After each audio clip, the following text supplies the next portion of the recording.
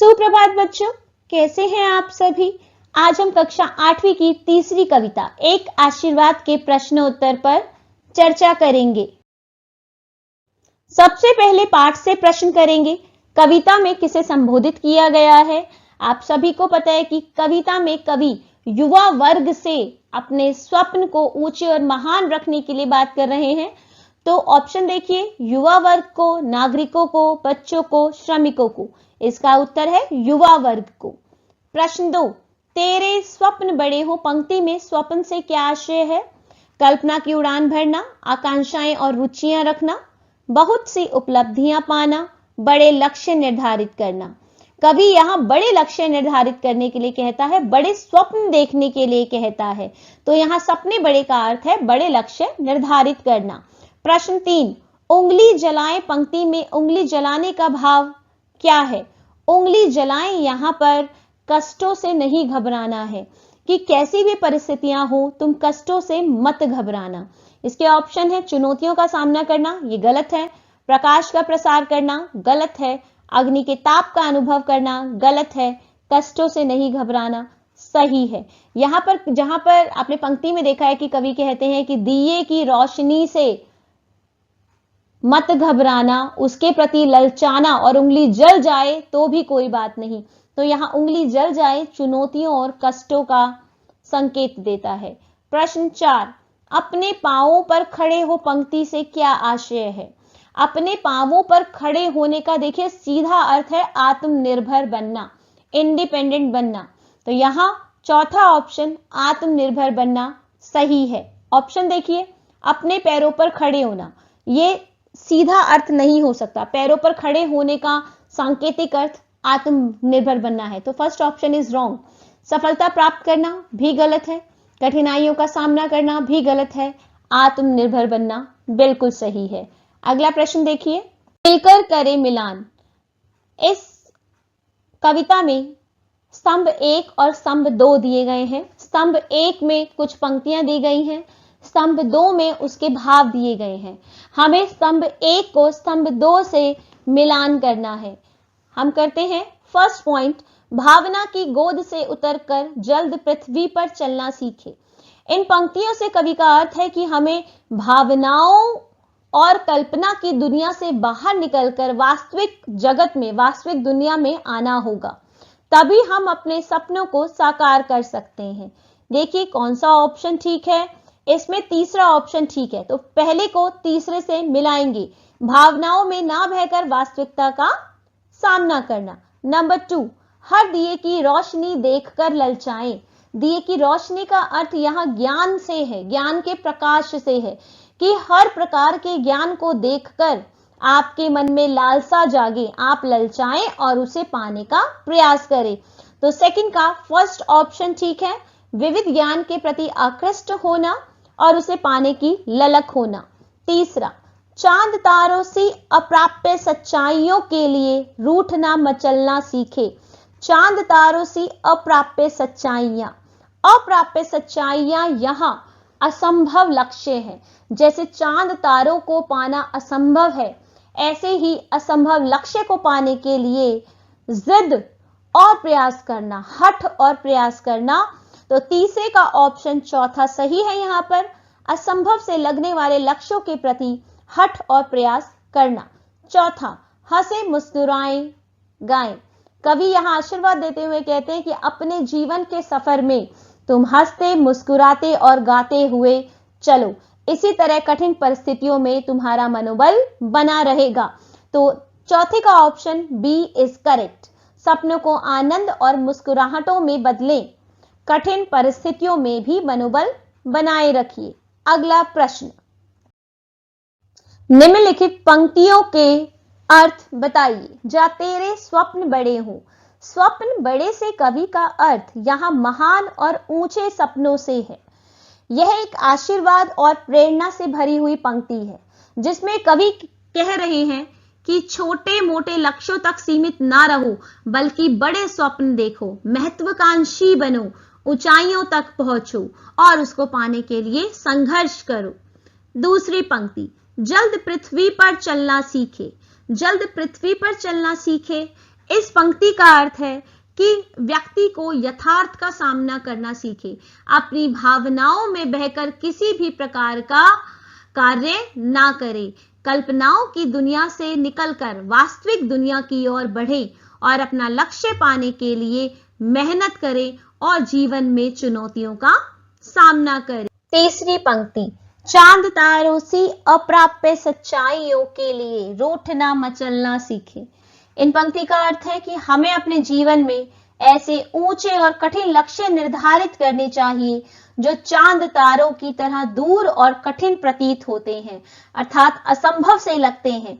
उन लक्ष्य को पाने के लिए हमें भावनात्मक रूप से जुड़ना चाहिए, यानी जब वे लक्ष्य हमें ना मिले तो हम दुखी हों, रूठें, मचलें, यानी उन्हें पाने की प्रबल इच्छा और बेचैनी हमारे भीतर होनी चाहिए और उन्हें पाने के लिए एक संघर्ष हमारे भीतर होना चाहिए, तभी हम उस अप्राप्य सच्चाइयों को प्राप्त कर पाएंगे। अनुमान और कल्पना से। पहला प्रश्न, कविता में सपनों के बड़े होने की बात की गई है। आपके अनुसार बड़े सपने कौन कौन से हो सकते हैं और क्यों?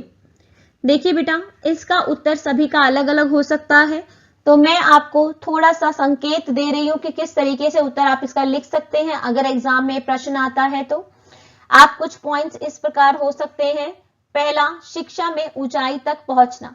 सबका यह लक्ष्य होता है, कोई डॉक्टर बनना चाहता है, कोई वैज्ञानिक, कोई इंजीनियर, कोई शोधकर्ता, क्योंकि शिक्षा से समाज और देश का विकास होता है, तो यह व्यक्तिगत सफलता का भी आधार है, इसीलिए हमारा यह लक्ष्य हो सकता है। दूसरा पॉइंट, देश की सेवा करना। इसके लिए आप सेना में जाना सोच सकते हैं, आर्मी ज्वाइन करना है ना, आईएएस आईपीएस बनना चाहते हैं। क्यों चाहते हैं? क्योंकि ये सपने व्यक्ति को ना केवल आत्मनिर्भर बनाते हैं, बल्कि समाज और राष्ट्र के प्रति भी योगदान का अवसर भी देते हैं। अर्थात ऐसी जगह में हम काम तो करते ही हैं, बल्कि साथ में अपने देश और समाज से जुड़ भी पाते हैं। तीसरा पॉइंट, कोई नई खोज या आविष्कार करना। ऐसी स्थिति में टेक्नोलॉजी या स्वास्थ्य क्षेत्र में कुछ नया करना, या आप साइंटिस्ट बन जाइए या आप टेक्नोलॉजी में कुछ नया कीजिए। क्यों करना चाहते हैं ऐसा? क्योंकि इससे मानवता का भला होता है, हम दुनिया को और बेहतर बना सकते हैं।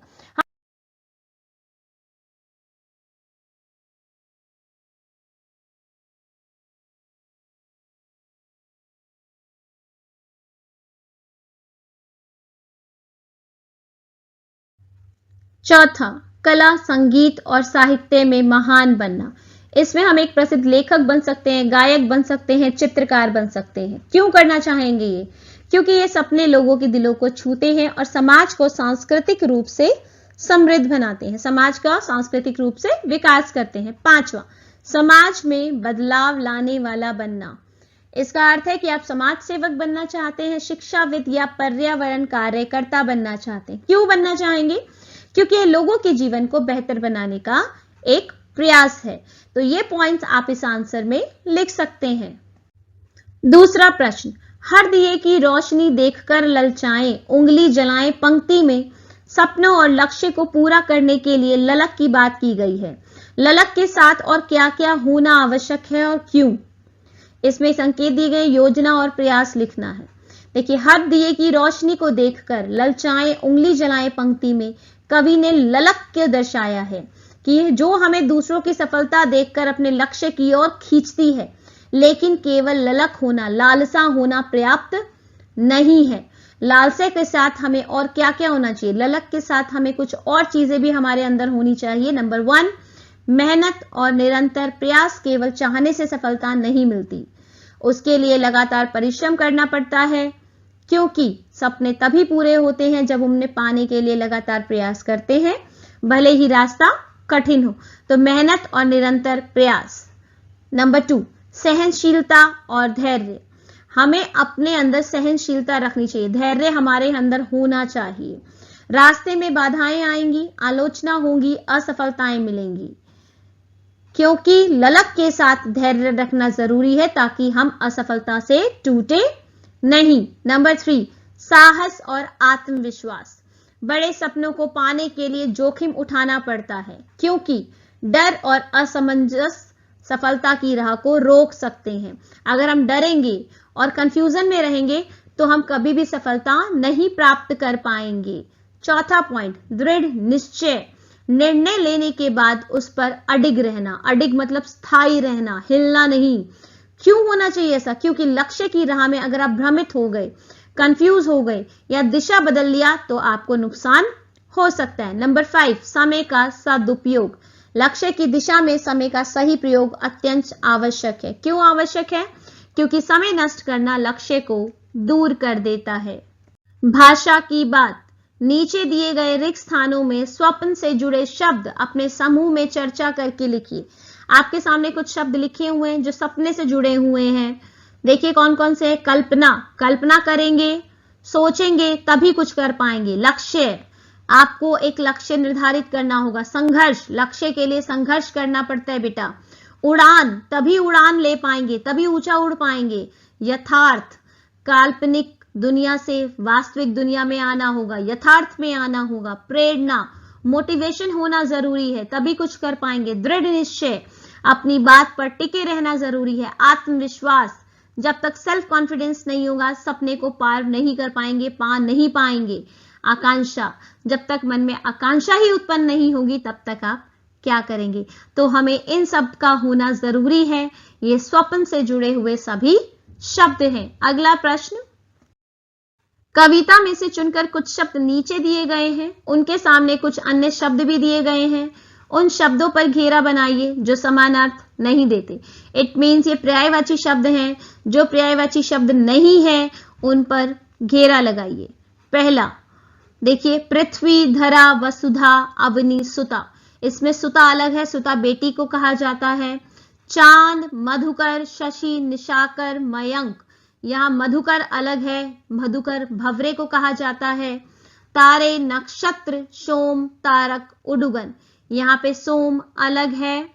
रोशनी, प्रकाश, लालिमा, उजाला, आलोक, यहां लालिमा अलग है। लालिमा मतलब जो लाल आसमान जब नजर आता है तो उसे लालिमा कहते हैं, लाल रंग के साथ। स्वप्न, सपना, इच्छा, कल्पना, यथार्थ, यहां यथार्थ अलग है क्योंकि यथार्थ वास्तविकता को कहा जाता है। दिया, दीन, ज्योति, दीपक, प्रदीप, बिल्कुल साफ नजर आ रहा है। दीन अलग है, दीन का अर्थ है गरीब होना। तो इस प्रकार जो समान अर्थ नहीं देते उन्हें हम अलग करते हैं। इसी प्रकार हमारा पाठ समाप्त होता है। उम्मीद करती हूं आपको इसके प्रश्न उत्तर समझ आए होंगे। धन्यवाद। आप सभी का दिन मंगलमय हो।